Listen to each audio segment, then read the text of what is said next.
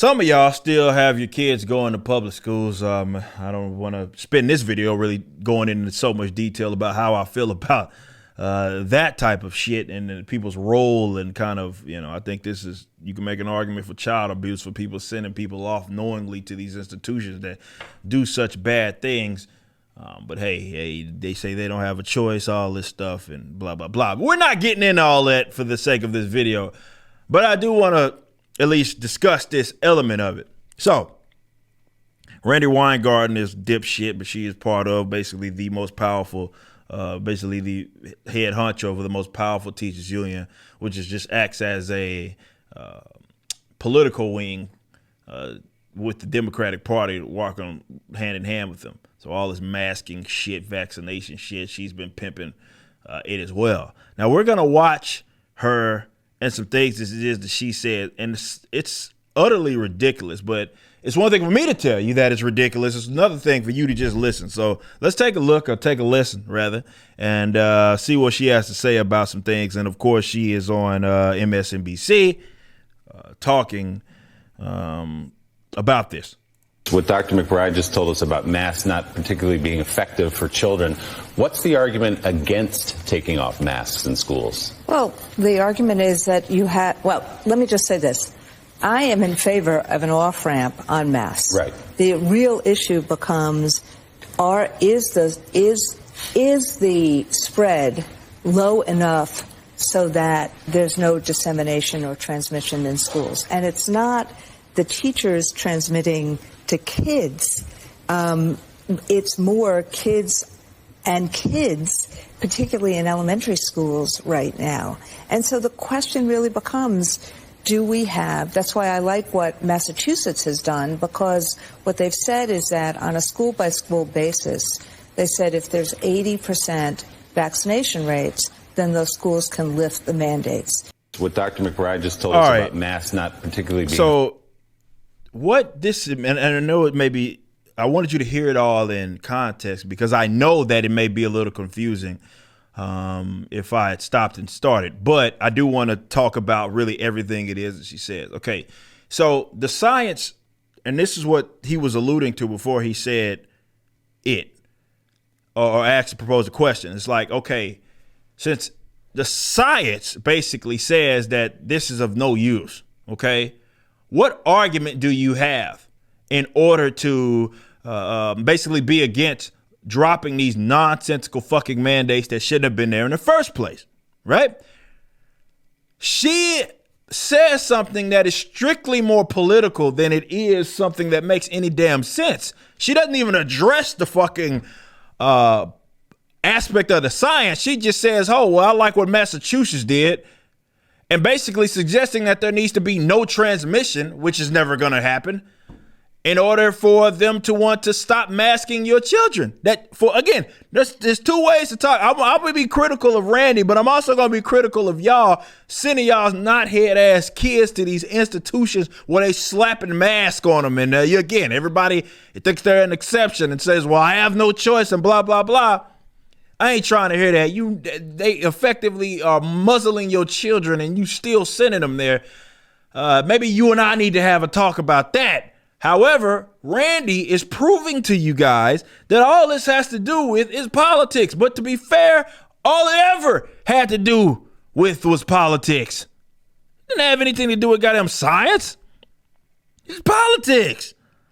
So she mentions the vaccination rates.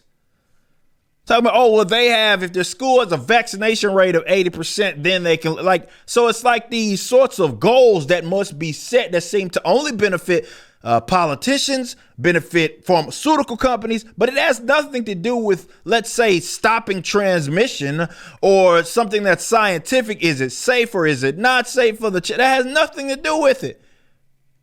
It's about the idea is already conjured up. It's more about perpetuating the narrative of the idea that they already conjured up. And that's it. That's all this is about. Now, yes, there are people among the mainstream who seem to, like Leanna Winslow's butt-faced self. She's been one of the big authoritarians in this regard. She's in favor of It's funny. Her excuse is why she's in favor of dropping some of these mandates has, again, nothing to do with science and all to do about politics. It's the same thing that Randy said. If you actually listen to Leana Wen, because I did see some not misleading headlines. The headlines were honest, but it was more of that they failed to mention what the actual idea was. You know what I mean? And what Leana Wen had been saying was that she wanted it basically the mandates to go, and this is the Asian chick, I guess public health experts that works for CNN. You guys, I think, have seen her. And we've covered her many times on this channel. But she's talking about protecting the institution of public health. And she knows that people's position and definitely the public opinion has started to shift a little bit, and it makes them look bad. So her only reason why she wanted to end some of these mandates has nothing to do with science, and it has more to do with the fact that she wants this to happen again in the future. But she knows if public health, trademark, is not trusted by the people, then they can't convince people to listen to them in the future when they try to do this shit again. That's the reason why she wants to do it. It has nothing to do with science. A lot of actions that you've seen taken, I mean, from the CDC, as well as, again, these public health experts that have been peddling this stuff, a lot of their switch isn't scientific. Even when the initial CDC dropped their initial recommendations for masking and stuff like that, there was no new data that they presented that said, okay, now it's okay. It was the same as before. So when we and folks like myself bring it to you, I know those people that want to believe this narrative so bad, you hate for your political enemies to be right about something, right? So you're clinging on still to this damn charade. But what's in front of you is in front of you. And I understand that you want things to be true so bad. I understand that you want to be led to believe that there was all a reason that this stuff happened. And that reason was because of safety and all these other bull crap terms that they had thrown out there to convince you to basically do anything and everything that they said that you must do for the last 2 years. The bottom line is that you were lied to. The ideal was terrible from the jump. There is going to be economic consequences that we're going to be feeling for the next decade because of this. And it could have easily been avoided had you listened, not just to folks like myself, but especially people that were in the industry that you say are people that we must listen to. But because they didn't either work directly with the government or they weren't working or saying what the official public health, the government guys were telling them to say, you laughed them out the room or you said that it was junk science. When what we have seen is that you got the shit wrong. Whether it be with the masking stuff, whether it be the impact of the mask mandates, as well as the vaccines and the transmissibility that you claim that was the whole point of the emergency use. Don't take my word for shit. Go look it up. The only reason that shit was authorized was because the claim was that it would stop the shit.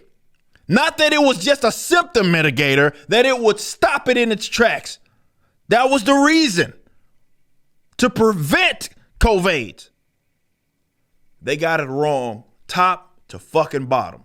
And you were part of the charade, and you need to look yourself in the mirror and come to terms with it instead of peddling this same old bull crap that we already know has long been proven to be false. You just listened to a clip from my podcast, For Canon's Sake, which is live throughout the week at 12 p.m. Central on youtube.com/YoungRipper59 and odyssey.com/@YoungRipper59. Be sure to check out my website, ericdjuly.com, so you can stay up to date with everything it is that I'm doing. You can also become a member and get access to a bunch of cool perks and exclusive content, which includes a social media hub where you can interact with myself and other members. It even has an app that you can get, which is now live in the Google and Apple stores.